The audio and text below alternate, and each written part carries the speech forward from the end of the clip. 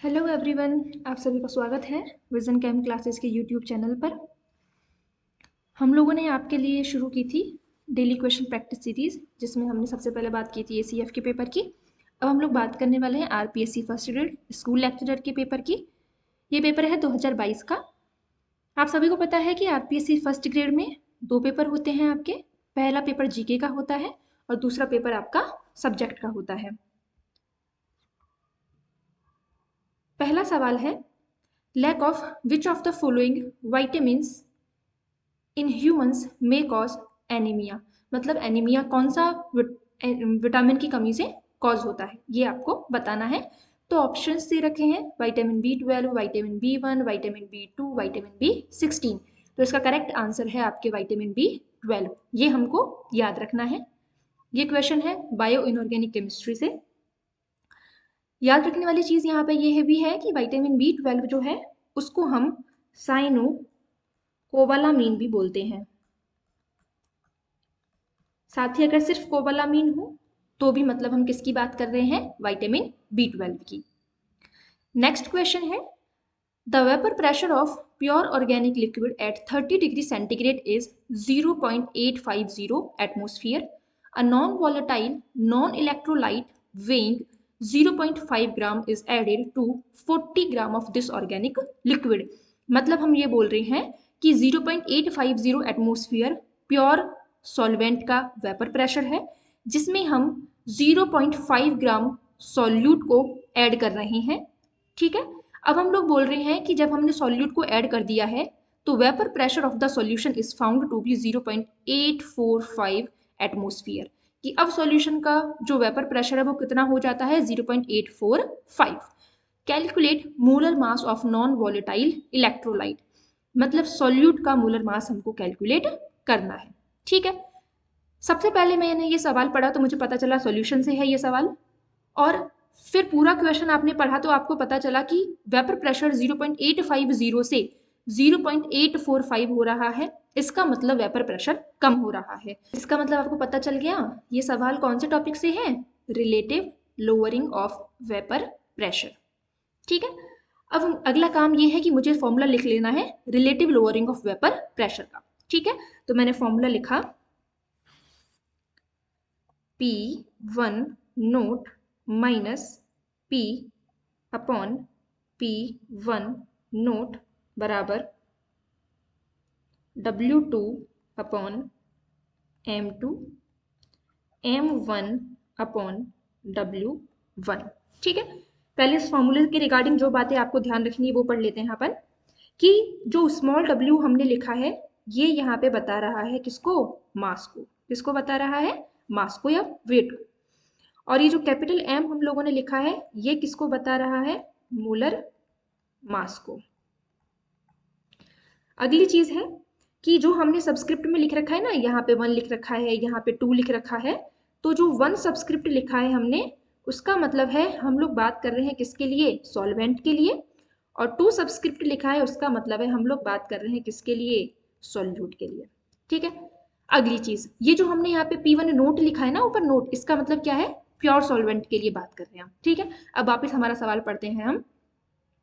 इसमें ये बोल रहा है कि the vapour pressure of pure organic liquid at 30 degree centigrade is 0.850 atmosphere. तो प्योर सॉल्वेंट का इसने वेपर प्रेशर बता दिया, तो मैं यहाँ पे P1 नोट की जगह लिख लेती हूँ 0.850 माइनस, फिर ये बोल रहा है कि वेपर प्रेशर जो है वो सॉल्यूशन का कितना हो गया 0.845, तो मतलब P की वैल्यू दे रखी है अपन को, तो मैंने लिख लिया यहाँ पे 0.845। फिर इसको डिवाइड किससे करना है मुझको, P1 नोट से, मतलब 0.850 से इक्वल्स टू, अब ऊपर लिखा है W2। W का मतलब मैंने अभी क्या बताया आपको, मास, और 2 का मतलब क्या होता है, सॉल्यूट। मतलब यहाँ पे हमको किसकी बात करनी है, सॉल्यूट के मास की। ठीक है, तो आप देखोगे यहाँ पे अभी हमने बोला है कि इलेक्ट्रोलाइट वेइंग 0.5 ग्राम हम लोगों ने ऐड किया है, तो सॉल्यूट का मास कितना हो गया आपके 0.5 ग्राम। सही है, फिर M2 क्या है, मोलर मास, तो मोलर मास तो हमको निकालना ही है, तो मैं इसको एज इट इज लिख देती हूँ मल्टीप्लाई बाय M1। M1 क्या है, मोलर मास है किसका? सॉल्वेंट का। तो सॉल्वेंट का मोलर मास देखो आपको सवाल में दे रखा है, ये रहा m बराबर 80। तो मैंने ऊपर लिख लिया यहाँ पे 80 डिवाइड बाय W1 क्या है आपका? मास या वेट। सॉल्वेंट का कितना वेट हमने लिया है, तो आपने देखा अभी यहाँ पे कितना वेट लिया है हमने? 40 ग्राम। तो यहाँ पे मैंने लिख दिया 40 सही है। अब आप इसको कैलकुलेट करेंगे तो यहाँ पे आपको पता है इससे ये 2 बार कैंसिल हो जाएगा, ठीक है। 0.5 को 2 से मल्टीप्लाई करेंगे तो क्या आएगा? 1, ठीक है। तो इधर आ जाएगा आपके 1/m2। इधर क्या बचा आपके पास में? 0.850 में से 0.845 जाएंगे तो कितने बचेंगे? 0.005 और नीचे क्या है आपके? 0.850। आप इसको सॉल्व करेंगे यहाँ से तो m2 बराबर क्या आ जाएगा? 170। यूनिट की बात कर लेते हैं यहाँ पे। तो आप सभी को पता है मोलर मास की यूनिट क्या होती है? ग्राम पर मोल। नेक्स्ट सवाल है अपना, among the following carbonyl compounds least reactive for nucleophilic addition reaction. ठीक है, सवाल पढ़ते ही आपको पता चला पहले तो कि कार्बोनाइल कंपाउंड्स क्या होते हैं और दूसरा आपके पास सवाल है न्यूक्लियोफिलिक एडिशन रिएक्शन क्या होती है। तो सबसे पहले मैं बात कर रही हूँ कार्बोनाइल कंपाउंड्स की। तो कार्बोनाइल कंपाउंड्स क्या होते हैं? जिन कंपाउंड्स में C double bond O group होता है वो होते हैं आपके कार्बोनाइल कंपाउंड्स, ठीक है। अब जब आप कार्बोनाइल कंपाउंड्स की बात करते हैं तो आपको दिख रहा है कार्बन और ऑक्सीजन, इनके बीच में डबल बॉन्ड है। तो चूंकि ऑक्सीजन और कार्बन की इलेक्ट्रोनेगेटिविटी में अंतर होता है इसलिए यहाँ पे ये बॉन्ड कैसा होता है? पोलर होता है। क्या होता है? पोलर। और पोलर अगर है तो पोलैरिटी इसकी कैसे जनरेट होगी कि यहाँ पे डबल बॉन्ड ब्रेक हो जाएगा ऑक्सीजन की साइड में, तो यहाँ पे आ जाएगा पार्शियल नेगेटिव चार्ज और यहाँ पे क्या आ जाएगा? Partial positive charge. पहली चीज तो ये हो गई, ठीक है। दूसरी चीज अब मैं आपको थोड़ा सा बता देती हूँ यहाँ पे न्यूक्लियोफाइल के बारे में और इलेक्ट्रोफाइल के बारे में, क्योंकि हम लोग किसकी बात कर रहे हैं? न्यूक्लियोफिलिक एडिशन की। तो न्यूक्लियोफाइल क्या होता है? आपको उस पर चार्ज दिख रहा है NU माइनस।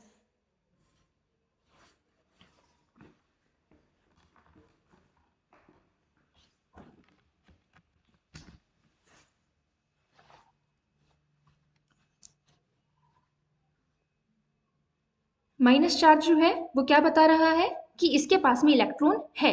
तो न्यूक्लियोफाइल जो है आपको इसके लिए एक ही बात याद रखनी है कि न्यूक्लियोफाइल जो है एक इलेक्ट्रॉन रिच स्पीशीज होती है। क्या होती है? इलेक्ट्रॉन रिच स्पीशीज होती है। अब आपको नाम से पता चल गया कि इलेक्ट्रॉन रिच है, मतलब ये उस पे अटैक करेगी जहां पे इलेक्ट्रॉन की कमी है, ठीक है। इलेक्ट्रोफाइल क्या होता है? इसका जस्ट अपोजिट, पॉजिटिव चार्ज दिख रहा है मतलब इसके पास इलेक्ट्रॉन की क्या है? कमी है। ये मैंने आपको बहुत सिंपलेस्ट वे में याद करने के तरीके से बताया है कि आप इसको इस तरीके से याद कर सकते हैं, ठीक है। ये अगर इलेक्ट्रॉन डेफिशिएंट है तो ये अटैक कहाँ पे करेगी? जिसपे इलेक्ट्रॉन्स होंगे, ठीक है। अब हम हमारे सवाल में वापस आते हैं कि न्यूक्लियोफिलिक एडिशन। न्यूक्लियोफिलिक एडिशन का मतलब क्या है कि यहाँ पे कौन अटैक करने वाला है? न्यूक्लियोफाइल। तो अभी मैंने आपको बताया कि न्यूक्लियोफाइल खुद इलेक्ट्रॉन रिच स्पीशीज होती है। ये कहाँ पे अटैक करती है? जहाँ पे इलेक्ट्रॉन्स की कमी होती है, ठीक है। तो ये यहाँ पे अटैक करेगा। अब अपन ऑप्शंस पढ़ लेते हैं।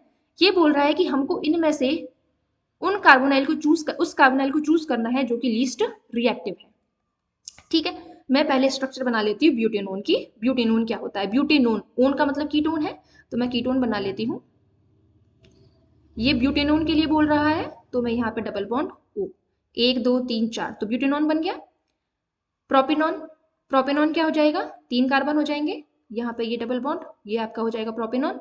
प्रोपेनेल, नेल, एल मतलब क्या हो जाएगा? एल्डिहाइड। तो ये क्या हो जाएगा? प्रोपेनेल का मतलब 3 कार्बन, तो CH3 CH2, ये C डबल बॉन्ड O और यहाँ पे क्या हो जाएगा? H।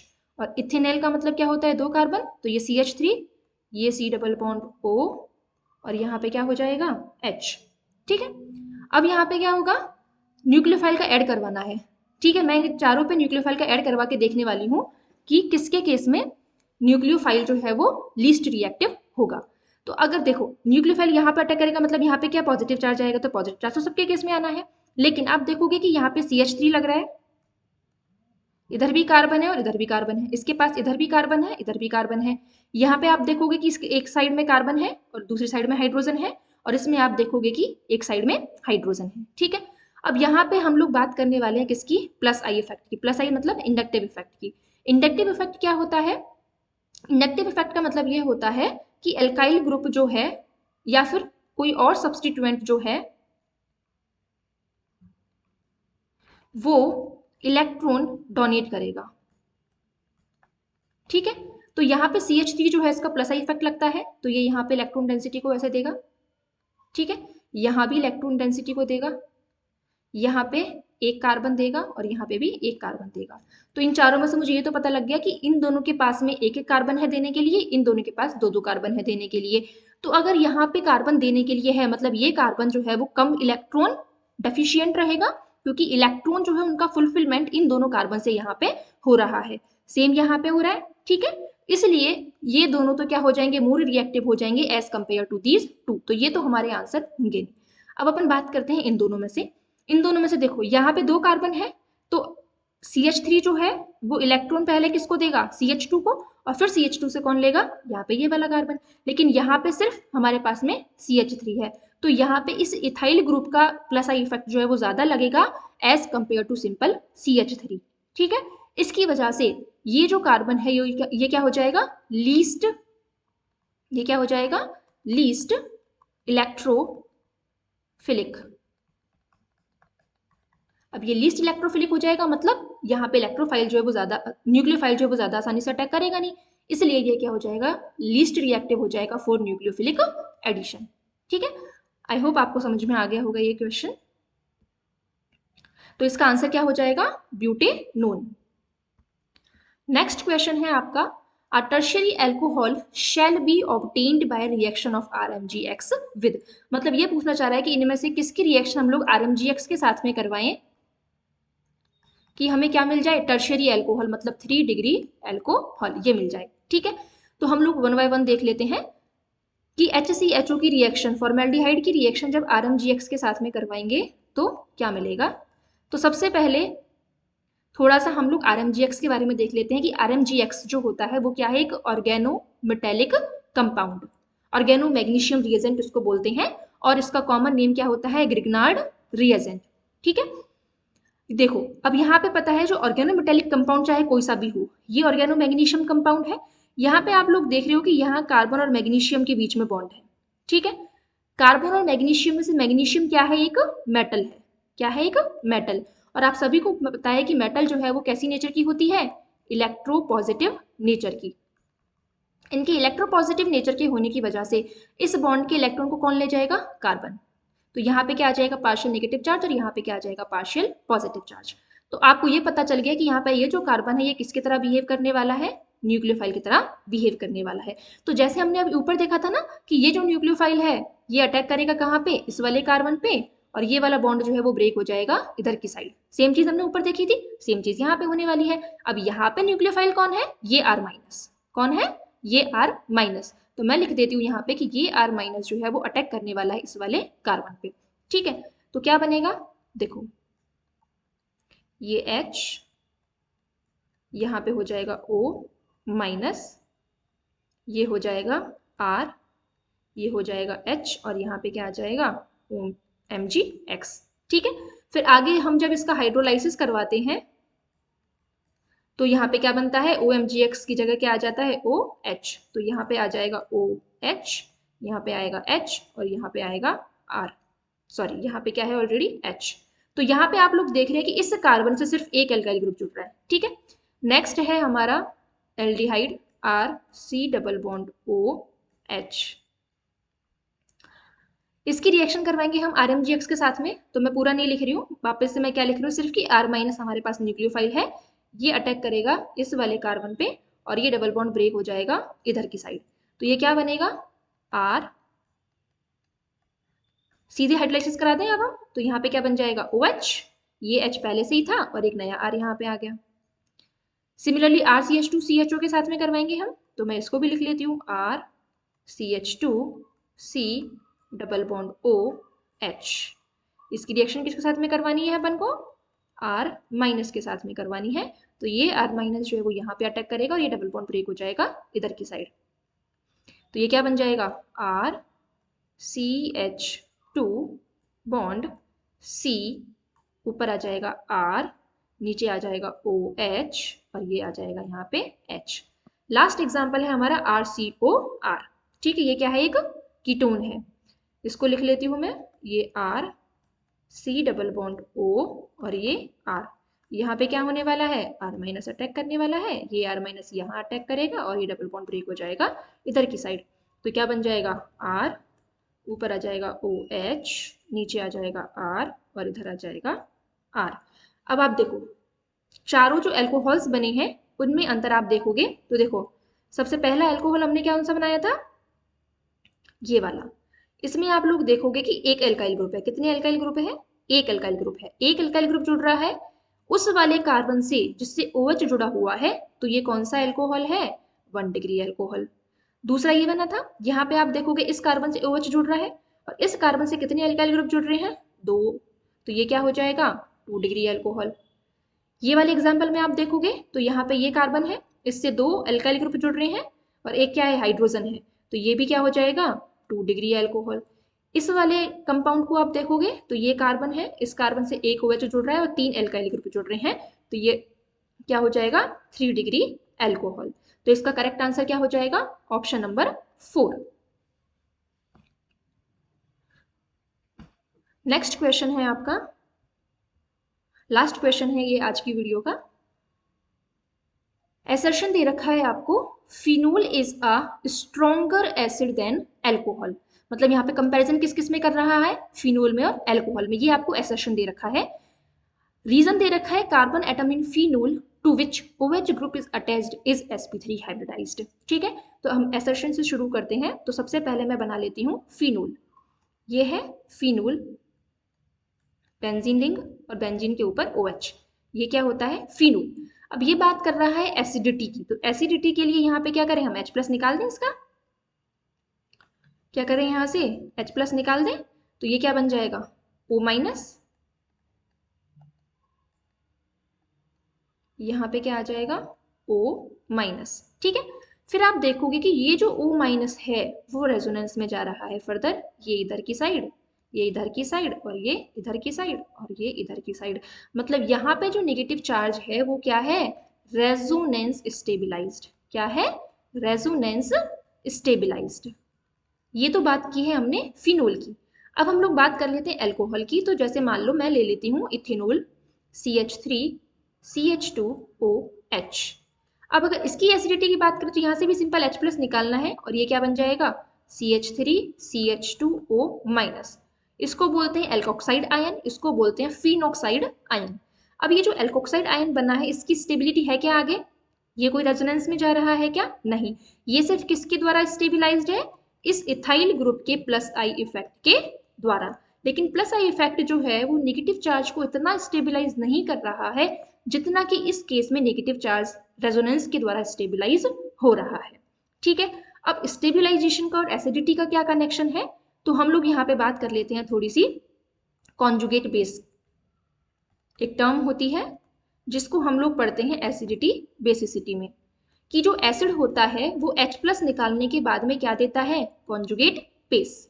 तो अगर हमको किन्हीं 2 कंपाउंड्स में एसिडिटी का पता लगाना है, कौन सा ज़्यादा एसिडिक होगा, तो हम लोग देखते हैं कि कॉन्जुगेट बेस जो है वो कितना स्टेबल है। अगर वो कॉन्जुगेट बेस ज़्यादा स्टेबल है तो वो ज़्यादा एसिडिक होगा, ये हमको ध्यान रखना है। ठीक है, तो आप लोग यहाँ पे साफ साफ देख पा रहे हैं कि फिनोल जो है उसके केस में बना हुआ फिनॉक्साइड आयन रेजोनेंस स्टेबिलाइज्ड है, मतलब ज्यादा स्टेबिलाइज्ड है एज कंपेयर टू एल्कोहल। तो फिनोल जो है वो ज्यादा एसिडिक होगा एज कंपेयर टू एल्कोहल। तो पहला एसर्शन जो है, कथन जो है वो क्या है, सही है। ठीक है, तो ये तो सही है। रीजन की बात कर लेते हैं, carbon atom in phenol to which OH group is attached is sp3 hybridised. मतलब ये इस कार्बन की बात कर रहा है कि इस कार्बन पे हाइब्रिडाइजेशन क्या है। तो अगर इस कार्बन पे हाइब्रिडाइजेशन निकालना है तो सिंपल सा फॉर्मूला है, आप यहाँ पे number of sigma bond count कर लीजिए। तो कितने सिग्मा बॉन्ड है, 1 2 3। यहाँ पे 1 सिग्मा और 1 पाई है, मैं किसकी बात कर रही हूँ, सिर्फ सिग्मा की। तो कितने सिग्मा बॉन्ड है यहाँ पे, 3, 1 2 और 3। 3 सिग्मा बॉन्ड है, 3 सिग्मा बॉन्ड और लॉन पेयर कितने हैं, 0। 3 + 0 कितना आ जाएगा, 3। और 3 का मतलब क्या हो जाएगा, sp2 हाइब्रिडाइजेशन। ठीक है, मतलब इस कार्बन पे हाइब्रिडाइजेशन क्या है, sp2, sp3 नहीं है। और वही मैं अगर आपसे इस कार्बन के लिए पूछूं तो इस पे हाइब्रिडाइजेशन क्या आएगा, sp3, क्योंकि देखो इस कार्बन ने एक बॉन्ड इस कार्बन के साथ बना रखा है तो एक सिग्मा बॉन्ड, आप इसको ऐसे देख लो कि ये कार्बन, ये OH, इससे एक साइड हाइड्रोजन जुड़ रही है, एक साइड हाइड्रोजन जुड़ रही है और एक साइड कार्बन जुड़ रहा है, तो कितने सिग्मा बॉन्ड हो गए? 4 सिग्मा बॉन्ड हो गए। 4 सिग्मा बॉन्ड का मतलब क्या हो जाएगा? लॉन पेयर कितने हैं? 0, तो 4 का मतलब क्या हो जाएगा? sp3। तो मतलब अल्कोहल में ये जो कार्बन है ये sp3 हाइब्रिडाइज्ड है और फिनोल का ये जो कार्बन है ये sp2 हाइब्रिडाइज्ड है। ठीक है, मतलब ये जो रीजन है ये क्या है? ये तो स्टेटमेंट ही गलत है। ठीक है, रीजन तो बात की बात है। ठीक है, तो यहाँ पे हम लोग अब ऑप्शंस देखते हैं। Both A and R true. A और आर ट्रू है क्या? नहीं है, तो आगे पढ़ने से मतलब ही नहीं बनता है। ये भी गलत हो जाएगा, ये भी गलत है, ये भी गलत है। A is true but R is false, ये वाला स्टेटमेंट सही है। अगला पढ़ो आप, A is false but R is true, ये क्या हो जाएगा? गलत है, क्योंकि हमको पता है कि असर्शन जो है वो ट्रू है बट रीजन जो है वो गलत है। तो इसका आंसर हो जाएगा ऑप्शन नंबर 3। ये हमने बात की है 2022 के 5 क्वेश्चंस की। इसी तरीके से हम इन वीडियोस को आगे कंटिन्यू रखने वाले हैं। अगर आपको किसी भी क्वेश्चन में कोई प्रॉब्लम हो, कोई क्वेरी आपकी हो, तो आप कमेंट बॉक्स में पूछ सकते हैं। Okay, thank you.